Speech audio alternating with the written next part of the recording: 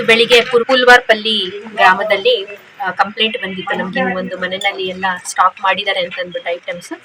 So ಇಲ್ಲಿ ಬಂದು ನಾವು ನೋಡಿದಾಗ ಅಕ್ಕಿ 50 kg ತೂಕದ್ದು 50 ಗೋಣಿ ಚೀಲಗಳು, ಮತ್ತೆ 50 kg ತೂಕದ್ದು 49 ಪ್ಲಾಸ್ಟಿಕ್ ಚೀಲ ಅಕ್ಕಿ, ಗೋಧಿ 50 kg ತೂಕದ್ದು 21 ಪ್ಲಾಸ್ಟಿಕ್ ಚೀಲ, ರಾಗಿ 50 kg ತೂಕದ್ದು 1 ಪ್ಲಾಸ್ಟಿಕ್ ಚೀಲ, ಹುರುಳಿ ಬಂದು 50 kg ತೂಕದ್ದು 442 ಗೋಣಿ ಚೀಲ.